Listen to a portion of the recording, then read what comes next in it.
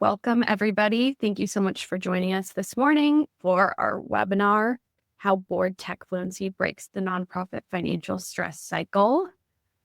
I am going to turn it over to our two speakers to introduce themselves. Do you want to start? Sure. Welcome, everybody. I'm Matt Gardner, co-founder and CEO of Hiline. If you're not familiar with Hiline, all we do and what we specialize in is outsourcing the entire back office. We like to call it outsourced financial operations to nonprofits and small businesses. Nonprofits being our favorite and our biggest niche. So welcome, and I hope you enjoy the content today. Awesome. Hey, everybody. I am Alethea Hannemann, and I'm the co-founder and CEO of Board.dev. We work with nonprofits and companies to help boards and senior leaders get tech fluent, both because technology is really important right now, but also as a decision-making capability. So I'm really excited about this conversation because a lot of the stresses that we hear from nonprofit founders and leaders they center on finances, but they aren't always actually financial problem. They're more systems and understanding and visibility problems. And so, yeah, excited to get into this and talk about how tech fluency can help address some of that. And I'm Katie Burns, Chief of Staff at Hiline, here to moderate today's conversation. Chief of everything. And I think Alethea did a nice job setting the table for the discussion. But I think, all of us have sat on boards or we work at organizations that have boards. And I think what's so fascinating about the nonprofit space is there's a lot of governance requirements. And, you're operating more like an enterprise than you're not. You have boards, and your board members generally are going to come from the business community, and they work at organizations of all different sizes. And sometimes, depending on the size of your organization, you just may not have access to the data and the technology and the systems to make it really easy to communicate kind of the so what to your board.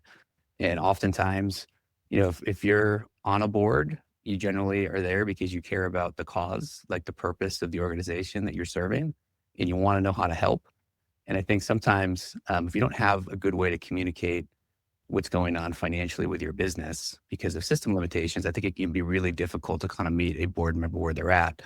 They may want to fly at a higher altitude, but sometimes the reporting and the content may not make it easy for them to do that. So I think they can be flying a little blind sometimes. And when folks feel uncertain or they don't have the information, sometimes the tendency is to kind of lean in. And when you lean in, that can kind of feel a little suffocating. And I think that can create a little bit of uncomfortableness for an executive director who's trying to figure out the best way to work and engage with a board. So hopefully today we can leave you with some great content, some thoughts about how we can do a better job with that.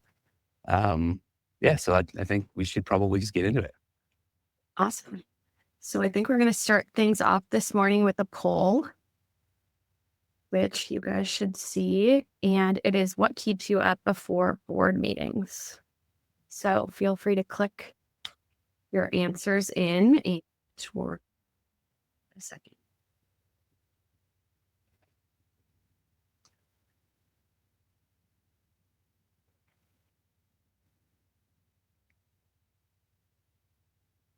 Matt and Alethea, do you guys want to give your cake while we wait for everybody?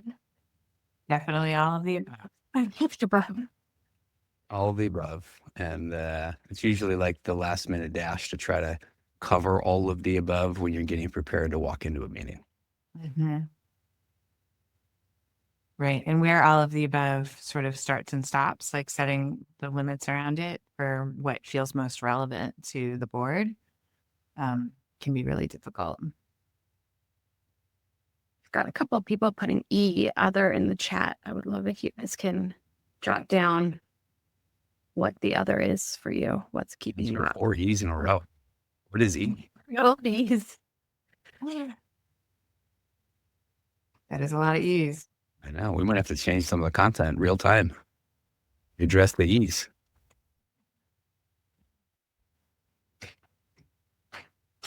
Okay, so it's looking like we've got pretty even answers across all of our.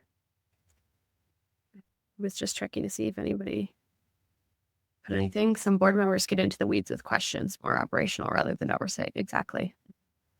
prepare for all of those in the weeds questions, but we do have pretty even votes across the board on all of these. So I would say that all of the above Okay, is perfect.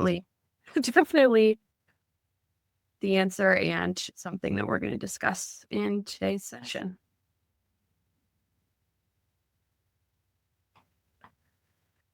Okay. So why are we lying awake on Sunday nights? Alethea, you argue it's not bad boards, it's blind boards. Walk us through that. Yeah, not bad boards, but blind boards. I think that something Matt was just talking about, like trying to make sure you are getting the right information to the board and packaging it in the right way for them. There's this thing that we've talked about called the translation tax, which is the amount of time that executive directors and CEOs spend packaging and repackaging information for their boards. Really important for boards to have this visibility, but when the packaging becomes the point and not the discussion, that can really add up when you're talking about how to, write narratives. So a spreadsheet or, a certain financial report isn't causing them to totally panic, or, talking about gaps that they're seeing because, boards don't understand how like the underlying systems and operations are working for you. That translation time that you spend really takes away from setting up vital conversations at the board level where you can start talking about what needs to happen going forward. And so tech literacy can really help with that.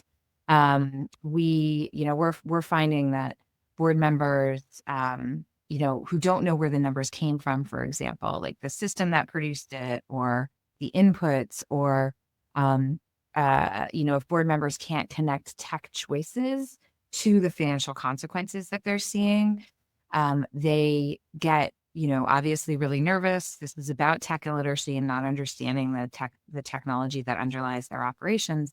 And then sometimes they do get into the weeds, as Michael said here. When people don't understand what's happening, they're going to drill down on a thing that feels very material to them. And so that can just, lead to some uncomfortable discussions, which is why executive directors default back to this like heavy translation and packaging, I think. Yeah, and it's I love the concept of a translation tax. I mean, that's real. Like the ability to tell your financial story is a tech and systems issue. I mean, your general ledger, your financial reporting is a database.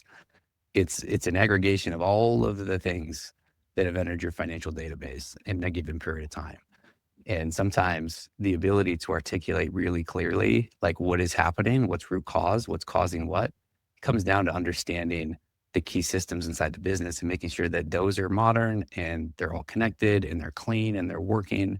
And oftentimes, if it's taking a really long time to package the information, it's usually a byproduct of some of the tech and system issues that you have inside the organization. And that can be a really difficult narrative to articulate to the board to help them understand that too. Yeah. Yeah. And they need to understand, they need to understand not just how you're using your systems, but the full import of those systems across the organization, I think.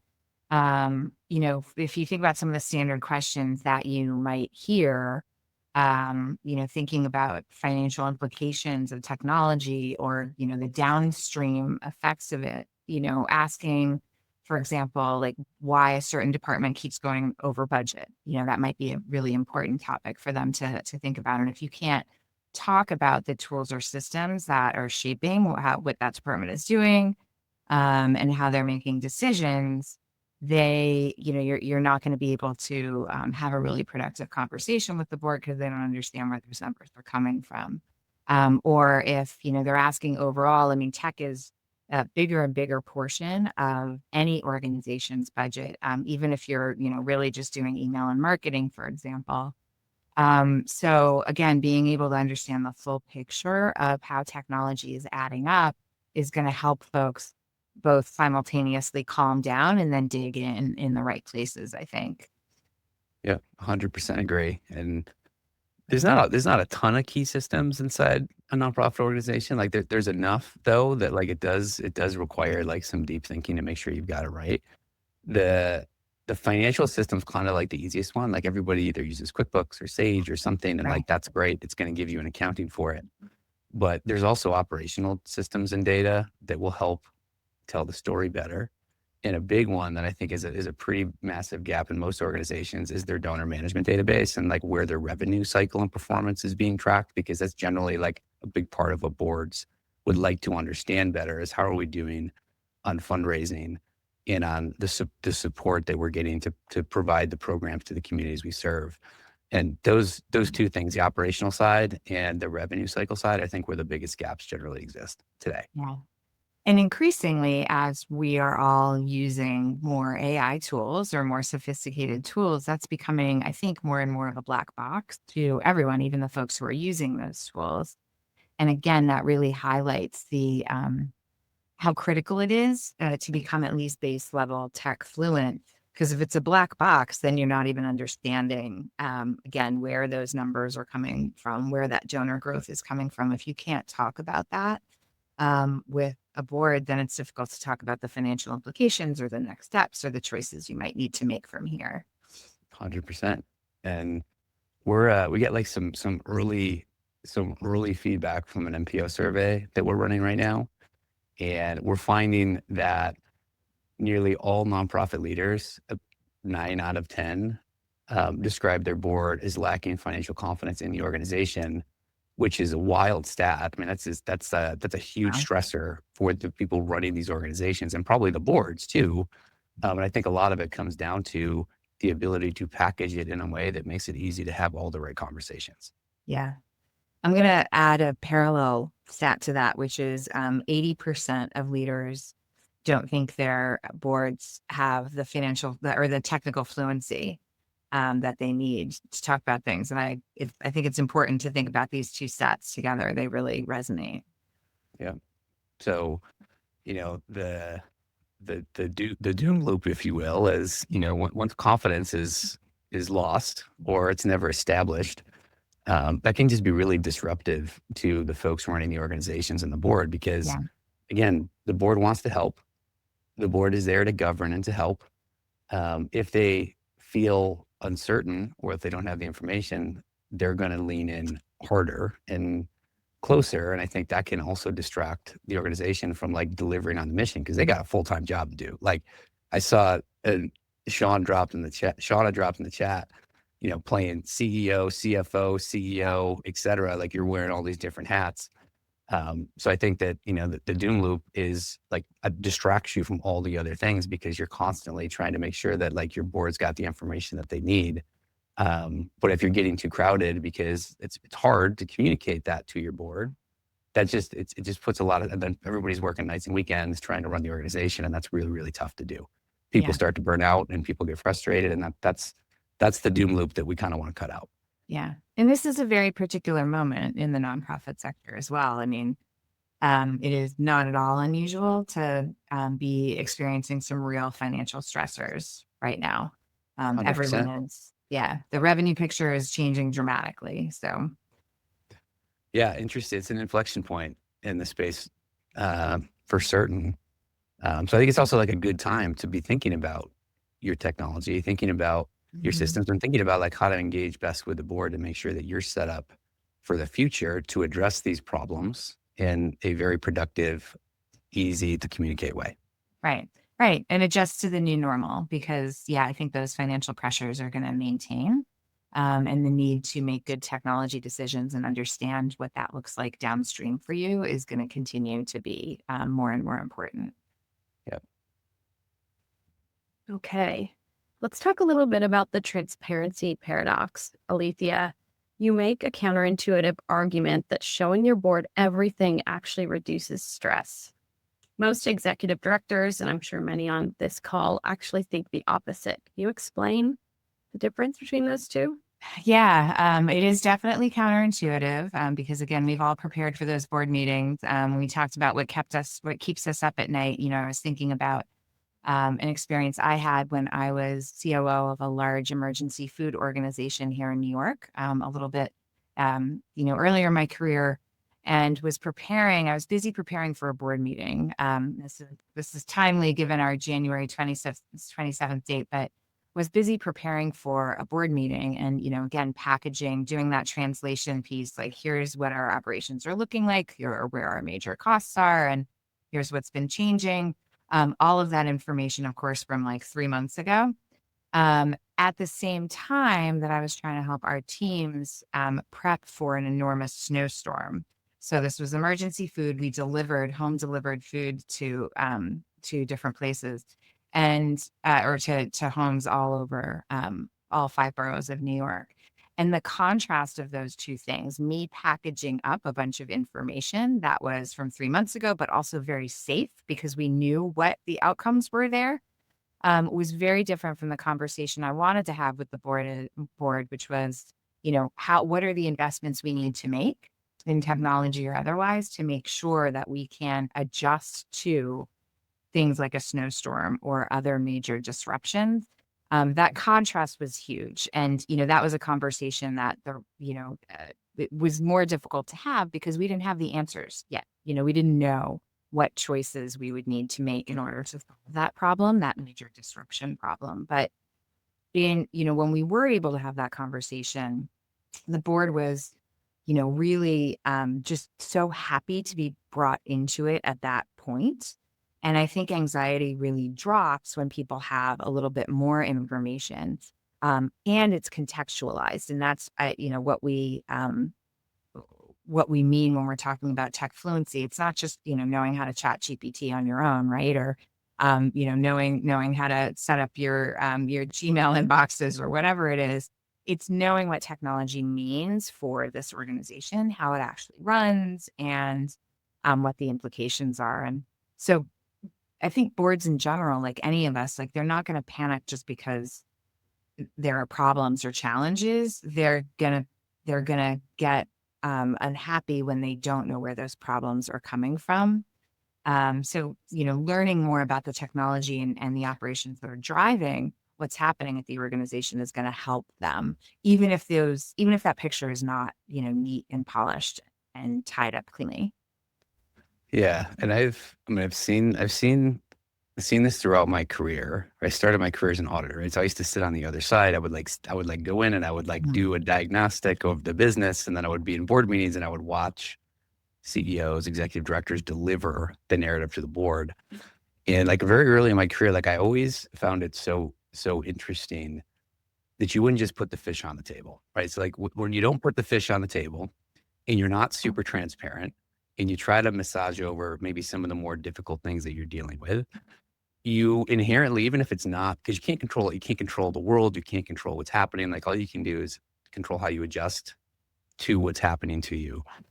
And as long as you're transparent, you're bringing everybody in to solving a really hard problem.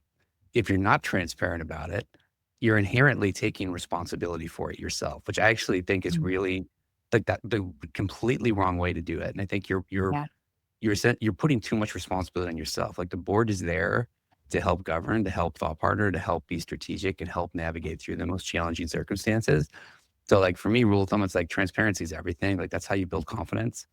You can overshare. I mean, I think you'll learn when you overshare.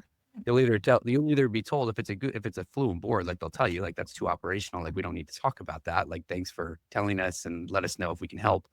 But I think you'll find the right balance. But I always err. Just be transparent. Tell everybody what's going on. What are the things keeping you up at night? Like what do we need to know? Like that's what they're there to do. Yeah.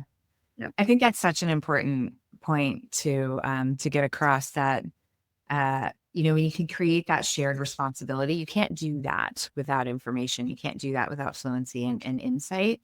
And when you move from, again, looking at something that happened 3 months ago that you packaged very carefully and the storyline, you know the outcome. When you move to that, to helping boards, use their judgment in a more forward-looking, anticipatory way, then it does become a shared responsibility. Again, within the buckets and the sort of aperture that you set. As you said, you don't want to be talking about everything in detail, but there are going to be some really key questions that a board can focus on, and bringing them in earlier is really critical. Yeah. Awesome. Okay, I'm going to pause for a minute here and bring in some of our participants and do a little exercise in the chat. So if everybody can write down what's one financial metric you are currently not showing your board. What are you keeping close to the vest? We've got some, hopefully we'll get some good answers here. I love this question. Yeah.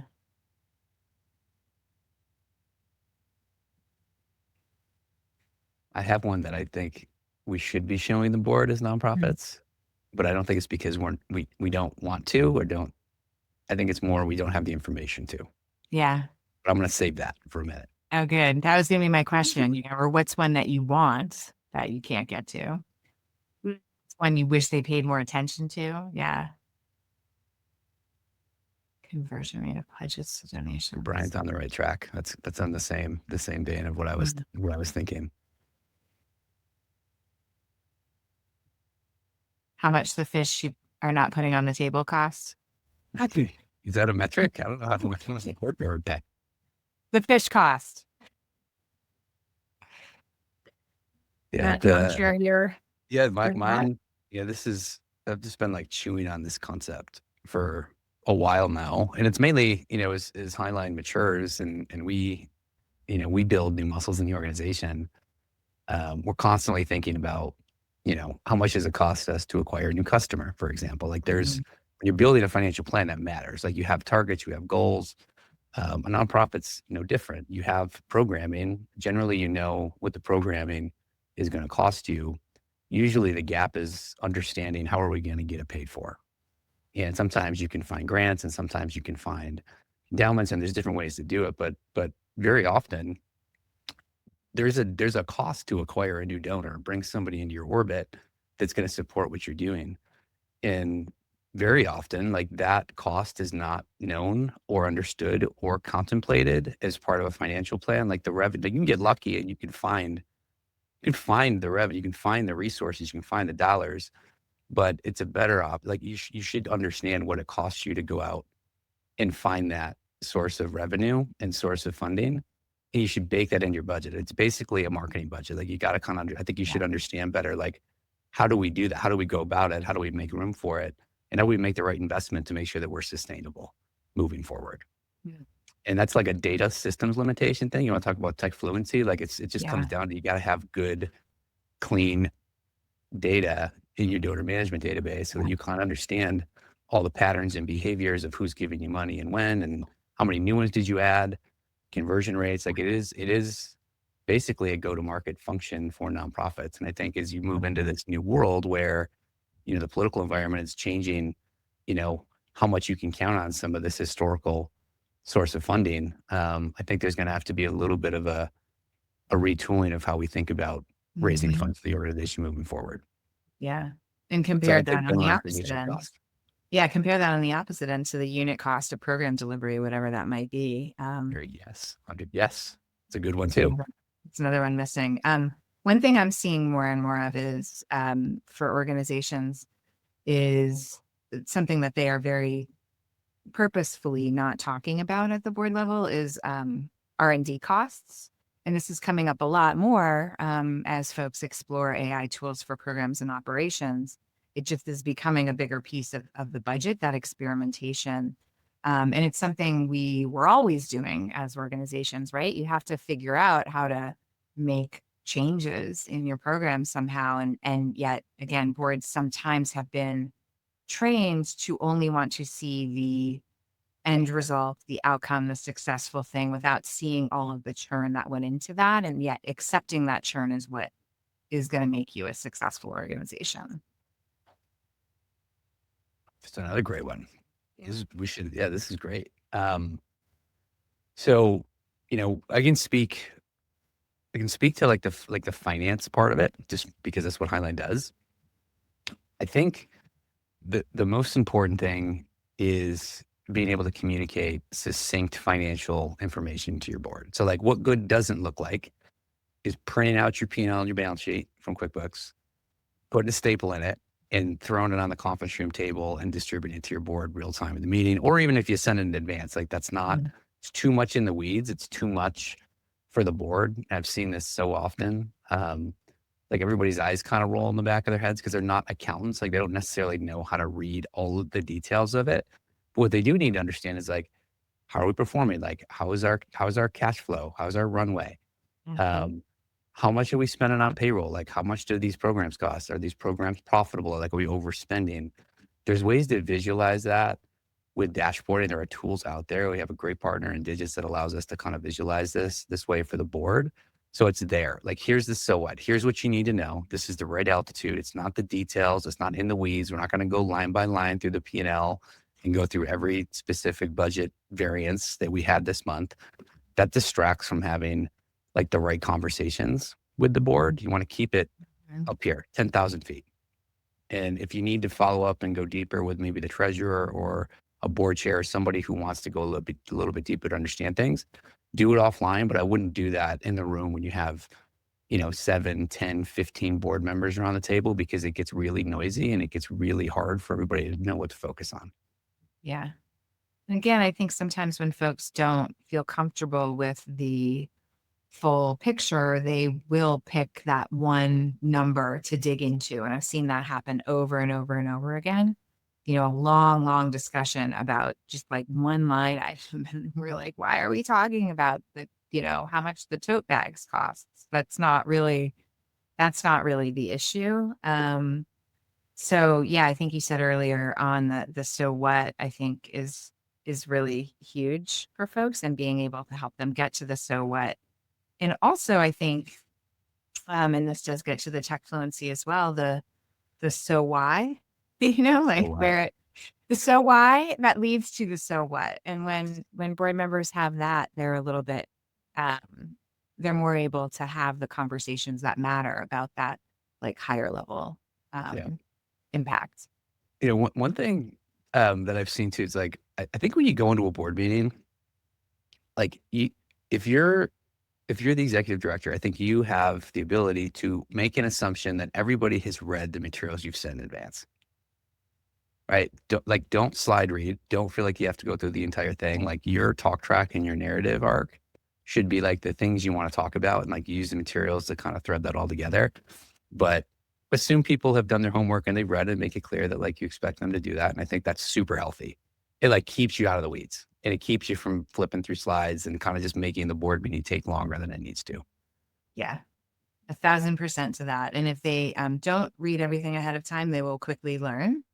That will become habit when you're diving into a conversation that is actually meaningful. And we say a lot about board discussions, particularly around technology, that board members don't need to be experts in all of the things. They just need to be asking the right questions so you can have the right discussions. And you can flip that for nonprofit CEOs as well.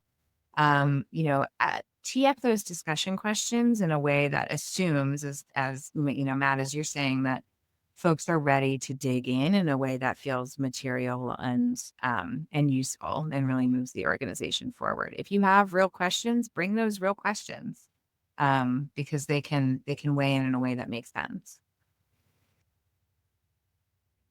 Hey, Alethea, you've mentioned it a couple times here, but in regards to tech fluency, how is that different than tech expertise, and what does that actually mean for members?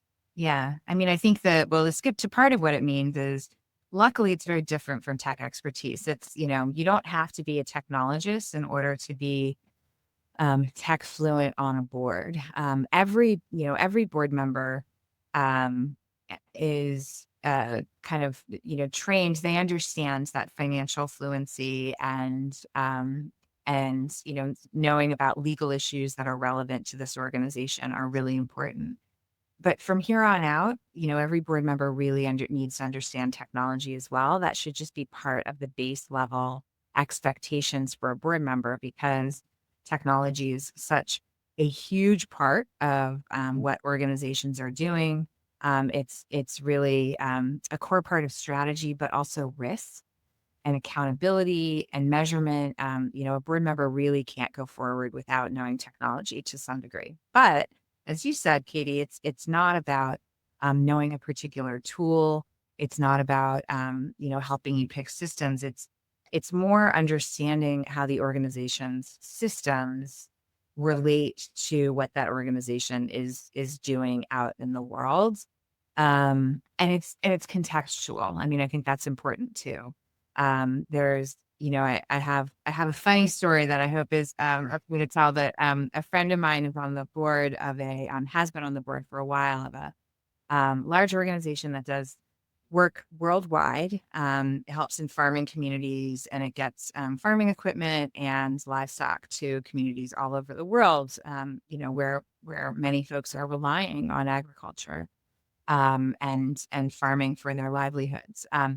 This person is on the board. They have, a pretty tech fluent board, actually, but there was a conversation they had about 4 years ago, just before AI, really popped open. And the executive director of this organization started talking about how they could use AI in their programs. And someone on the board who, was reading a lot about technology, but was not a technologist, got really excited and heard about all these ways we could use AI, and went on and on and on. And, after about 5 or 7 minutes of this, the executive director said, "Hold on, I think I need to stop you. I think we're not talking about the same thing. When I'm talking about AI in our programs, I'm talking about artificial insemination of our livestock." And this person was talking about AI and, very future facing. And I love that story because, everybody had the best of intentions, and folks had a basic level of tech literacy, but they weren't connecting it to the organization. So that's, number one, tech fluency is contextual, not generic. And it's really about how the systems are working for a particular organization. And anybody, folks with different areas of professional expertise, this is going to show up for them differently. Like, HR leaders are using particular platforms, and they're seeing how the systems they're using are affecting workforce, for example. Or operations leaders are thinking about how technology is helping organizations do stuff faster or better or measure it more. Folks just need to be able to connect, to understand what's going on, technology speaking, inside your organization, and connect that to implication. And this allows people to really, weigh in on those bigger questions rather than the why did you choose this tool? So that's what we mean by fluency. It's really, it's not particular tools or platforms. It's not being the tech person. It's certainly not making tech choices or, building systems. It's more understanding what the systems, what the choices you've made are and how those relate to this organization. And I think to how I would frame it, I think the responsibility of the board is to understand, like, you can use this technology to build capacity inside the organization in many different ways, and helping the CEO, executive director, like, understand and navigate through, like, where should we start? What's the best way to do it? What makes the most sense? And where are we going to get the biggest ROI on investing our time and dollars to go do it? Alethea, to your point, it's not, you don't have to know exactly the thing that we need to plug in to do it. I think it's just encouraging the conversation to think about where we should take the organization next. Right. Asking those good questions. You want to give board members enough understanding and make sure that they feel comfortable enough with the conversations that matter, that they can ask questions when you bring them things, and answer the questions that you're asking them too, when you're asking them to weigh in. Totally. Okay, everyone, let's do a little quick self-check on that. Can your board members, see if Liz has a slide for me, read a dashboard without you explaining it? Hopefully. Can they understand what real-time data means? What Alethea just mentioned, ask strategic questions about system spending, right? Ask the right questions about all of the tech platforms and tools, and spot when tech gaps create financial risk. So out of those 4, if you answer 2 or more, stick with us because we're going to tackle some of those up here next. Thinking about your current board, and if you don't have anybody tech fluent on your board, you're obviously not going to replace everything in the board. That would be crazy. So what do you actually do with the current board you have and kind of bringing them up to speed in becoming tech fluent. If you want to lead us out? Boards are very valuable. Alethea, you want to lead us off? Oh yeah, sorry. So what can you do to actually get people up to speed? Yeah, well, I mean, number one, I'd start with what you don't need to do, which is don't worry, you don't have to replace your entire board, right? You're not creating an IT team. You're not getting a series of tech founders on your board. It's absolutely possible to help folks up level or just play a different role than they have in the past. Again, just being able to say up front what we've had expectations around financial and legal literacy, and now we need to have some about technology because this is an important part of our business. Most people and most boards as a group have that capability. It just hasn't been activated for them first. So I think some of the the quick wins, which we always love, quick wins would be start go from telling a really packaged story about outputs and what happened to talking about the systems that actually enabled that. So if you think about the story I told about trying to deliver in a snowstorm and what we needed to learn there at that emergency food organization, what really changed, frankly, our entire, their buy-in to our full tech budget was they're bringing them into how technology was limiting or bringing the organization forward and leading to a key metric, which was the number of missed deliveries that we had. So understanding the systems that went into that and how technology was really important to change. And, the goal isn't always better reporting or better numbers. It's a understanding of where those numbers are coming from. So dashboards, when you ask about, can your board read a dashboard?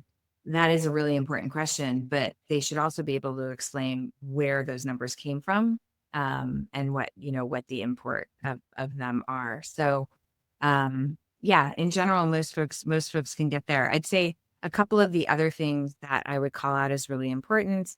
Number one, start, as I said, from moving from sort of outputs to systems, not just the so what, but the so why, add that in. Get really precise about shared language. Technology is a place where we all sort of default to sometimes words that we haven't defined, because they're just, they're out there in the ecosystem. So get really precise about what you mean when you say our systems or our data or, tech risk and so on. That is well worth a board conversation.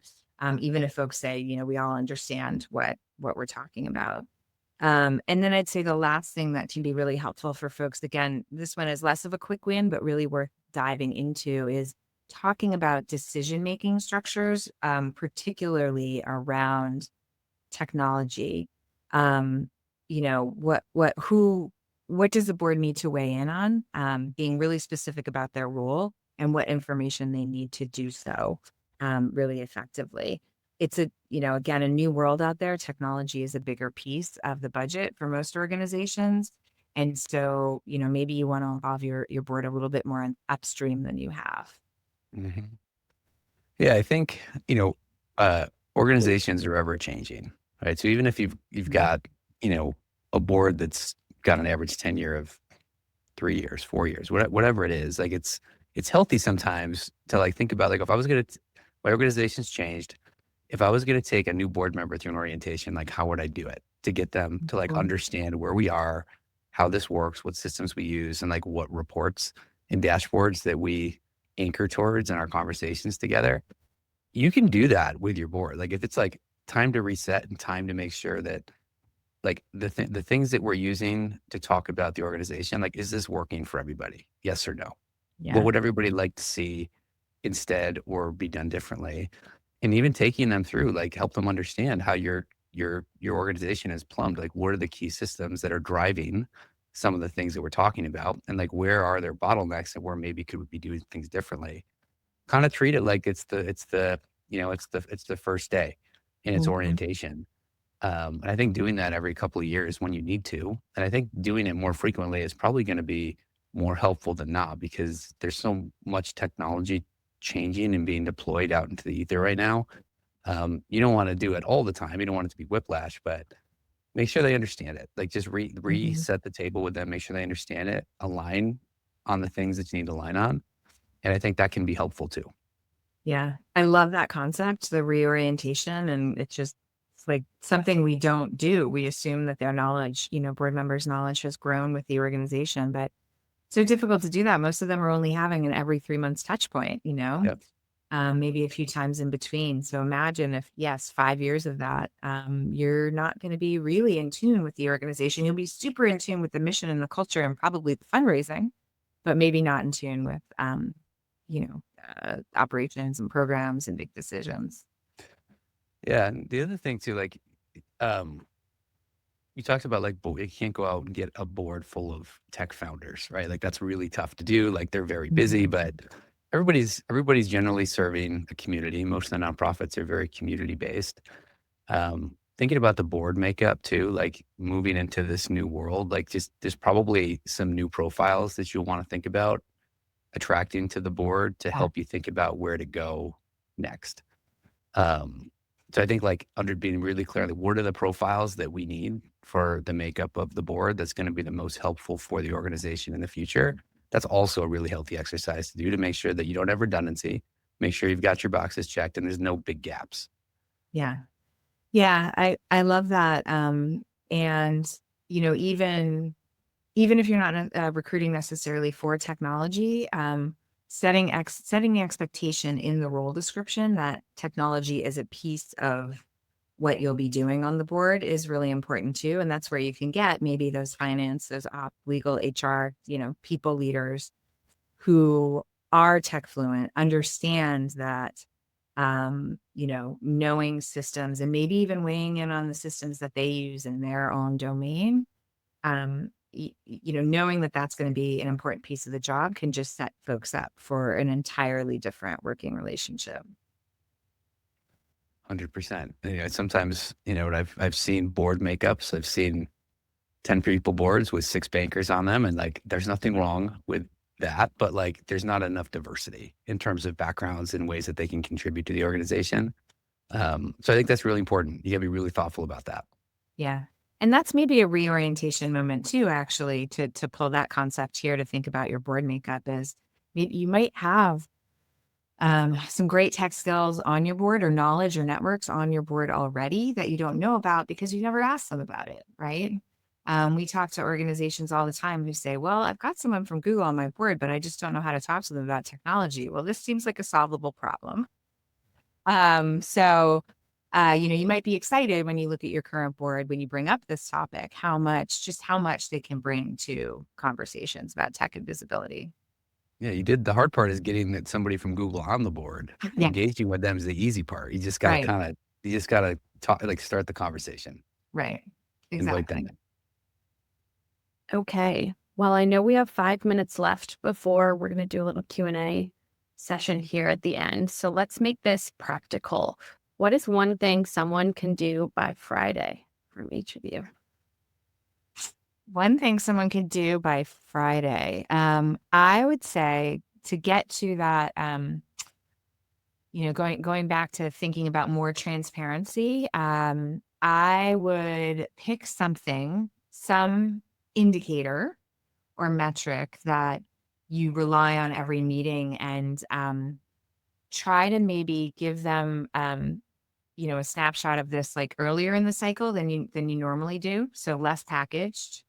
And so, share the source, not necessarily the outcome, and then use that as a way to, think about how you'd use that as a way to start a different conversation about a system and like whether that data that you normally present is real time or whether it's delayed or lagging. Think about how you might present that part of the conversation a little bit differently. You don't have to do it with your board, although that might be a thing you would want to do at your next board meeting, but think about how you would introduce that transparency to something that's already central to your conversation. It's a good one. I'm gonna take the easy path here. I'm gonna suggest like seek some inspiration. Like there's some great resources on the slide right here that if you take a look through Board Ready Finance Kit, Tech 28, cash flow forecast, like just go through these things and like think about how does this compare to what I'm currently using to engage with my board, make decisions about the organization. Like let that just kind of inspire some thinking about like maybe what I would like to change or do differently to increase the level of engagement and focus the discussion on the right topics. Yeah. And then decide what do we actually need to change moving forward. And bring in maybe a couple of close, key, trusted board members to do the same thing, like work on it with them together to make sure that you get to the right place. Yeah. I love that. And I am, by the way, excited about the financial health research. It's really important to see the snapshot of where nonprofits are at, but I think it's also frankly therapeutic, particularly in like finance or fundraising areas for folks to see to benchmark and be able to say, this is a moment, which it is. And what's really cool about this is like the level of engagement that we're getting. Like to your point, Alethea, I think it has been therapeutic for folks to like write it down. Like, let me tell my story. Here's what I'm seeing. Here's what I care about. Like, to be able to kind of pull all that together and share that, I think is going to be really incredible. Yeah. More therapeutic for us in 2026. Yeah. Okay, let's roll into our Q&A. Anybody in the chat, feel free to post your question. Yeah. Go through and answer them. If not, I'll come up with some. I'll throw to Matt and Alethea. We got some pre-populated ones, I think. Yeah. Let's start out with one that will give people some time to come up with questions. Okay, let's think. I like this one. So how do you balance reporting requirements with actually having time to do strategic work? Now, you want to go first on this one? Yeah. Well, I'll start by saying it's hard, right? So there's like no light switch for this one. Yeah. I think it comes down to systems. I think you have to look at the way that your organization is set up. Like, how easy is it for me to do business? How easy is it to do business with us? Are we making it easy? Are we using technology? Are we eliminating paper? That can keep your system always on. So you're spending less time worrying about getting the work done. And you're spending more time thinking about what does it mean and how do I talk about it? Yeah. But that takes a little bit of investment of time to go make sure you've got the right systems in place. Yeah. And I think if you, if you back up a little and identify both, where the biggest link to, our mission and what we're doing as an organization, and also where are the biggest risks, then you identify, what reporting moments, or, what indicators are the most important things. So start there, start with the must do, but always make sure it's linked to your why. That's, one of the things that, I think is so important for nonprofit executive directors and so hard for them to do is to move from like what's expected to what is really relevant to us. And then you can figure out, how much time you should then be spending on that reporting. Mm-hmm. Make sure every reporting moment means something. Yep, should have purpose. Yeah. Okay. What does board ready actually mean when your board has varying levels of financial sophistication? Sounds like a good one for you, Matt. Marcy, you want me to go first? Yeah, I mean, again, we covered it, but I think it's the right altitude, right? It's not your P&L, it's not your balance sheet, it's not the weeds. It's making sure that you have packaged this in a way that engages topics around the right metrics, KPIs, like trends that like you need to service to your organization, and be able to connect that back to like what is happening operationally and in the world that it has an impact on our organization. And like, here's the impact financially on us and where I think it's going to go. Yeah. And I think having the right set of information so that you are telling that higher level story, but you also allow folks, who maybe don't have as much comfort in this area or have a ton of comfort in this area can get weedy. They can get in the weeds where they want to, but not on your time. I think to Matt's point, assume folks are going to do their homework beforehand, because they'll soon learn if they don't that, the conversations will move on without them. Give them the right information, give it to them in a timely way, make sure that they have those insights and that visibility. And they can do that weedy stuff on their own. And then you can talk about the things that really matter. That storyline or those trends that Matt's highlighting. Yeah, because finance is really just an enabler and a support system for the organization. So from a board's perspective, they have a governance responsibility to ensure the organization is healthy and sustainable. So like, you got to make sure you check that box. Like, are we healthy? Are we sustainable? Can we support ourselves? Yes or no? Finance is also just like part of the story, right? It has an impact. It goes back to sustainability, but using finance to help tell your story about the organization, not making finance the center of the discussion. Yeah. Right. It's part of the story. It's not the whole story. I mean, same with technology, right? It's not the any decisions that you're making or the technology story that you're telling is all really in service of what happens when you put those things in place. And making that link, I think, is really important. I think too, there's a for nonprofit boards in particular, there's something about values that is really important here. Like, how are your values as an organization and as a team showing up in the financial decisions you're making or the financial headlines that you're calling out? And again, same with technology. How are those values showing up in the way, in the, the systems you're buying or the investments that you're making? That can be a really good way to contextualize folks, to center them on what really matters.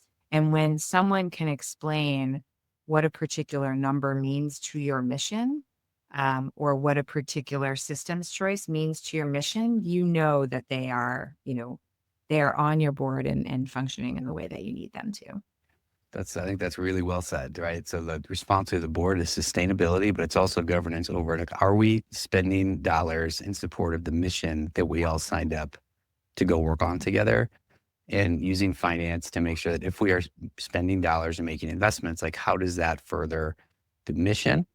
And how does it further our ability to move towards a place of sustainability and thriving? And I think that if you anchor them to those things, like, you'll always have the right conversations. Yeah, absolutely. And it's not always, obvious or self-evident. Like, we shouldn't make the assumption that those links are really clear, because sometimes they're not. That conversation can be a really vital one.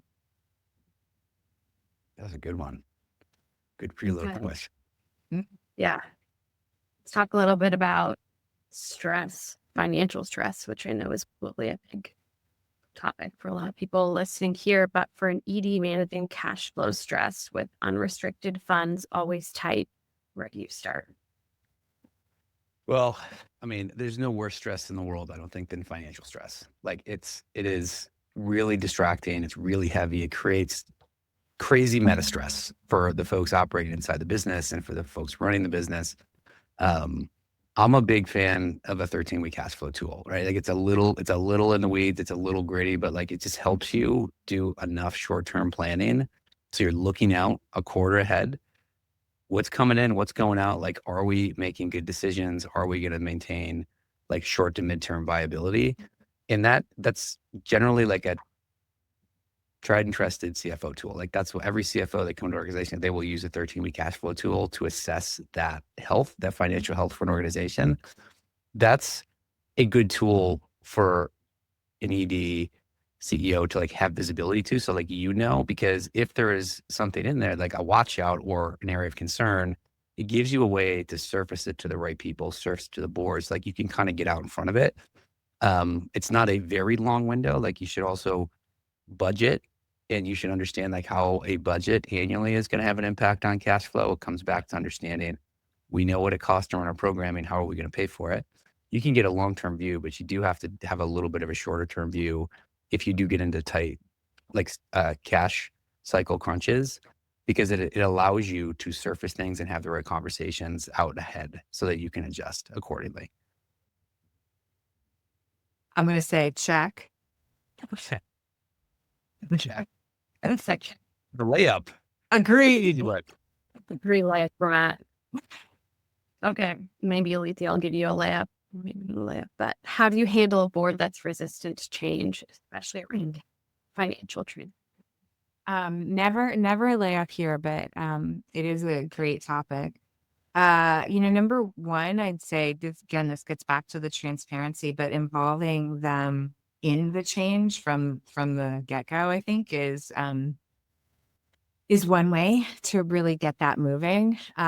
And actually, lots of themes from what we talked about before, but anchoring in values and mission. This is why change might be necessary. Let's talk about how we might do this. And those board members are all coming in with great, a depth of experience and a lot of different expertise. If you engage them, they're going to be able to show you, what their sort of existing posture is, as well as their existing skills. And that's going to help you all figure out what are the key changes we need to make. What do they feel like they really need to see and why in terms of financials, for example? What's been most helpful to them? Do they sit on other boards? Or what do they use in their companies that they think is most important?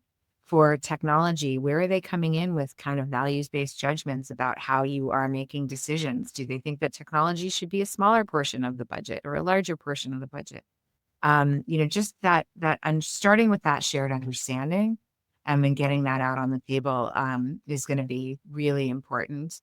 And then making small pilot changes in the way, as we, named when we said, what's the one thing you could do today? Small pilot changes. And then, kind of giving the board the time to experience those and see whether they were positives or negatives, I think can be really helpful. Just test some things, different ways of telling the story or presenting that information. Yeah, I think planning is really important, right? So like a lot of organizations do long-term strategic planning, which is super healthy, but like the reality is like you never get it right. Like your 5-year plan is not going to be your 5-year plan for the next 5 years. Right. Every year you should kind of like refine it and retool it and make sure we're focused on the right stuff, probably with your board. And plan for some of those small pilots, small changes. Like if you bring it in mid-cycle during a year where it's never been talked about, it wasn't an area of concern or opportunity, I think it's harder for the board to lean in to understand why you're bringing it up now. It can feel like a little reactive. I think the more proactive you can be in planning for these things and when's the right time for us to pilot and try them, it helps engage the board in that discussion, which I view as strategic and part of what they should be tasked with doing. Right.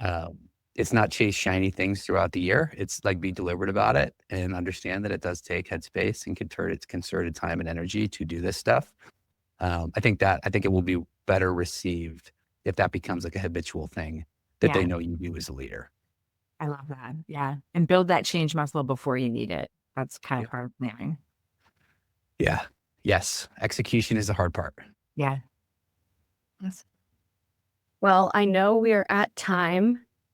Thank you, Matt and Alethea, for your time today and sharing so many great insights with the crew that was on today. And thank you, everybody, for taking an hour out of your day to listen to us talk about tech fluency on boards. Awesome. Thank you all Thanks, for making everybody. space for this conversation. The tools you guys are building are awesome. So really helpful to hear what you're hearing from folks. All right, Alethea, thank you so much for joining. It's really great to see you again. And I'm sure this won't be the last time we do this together.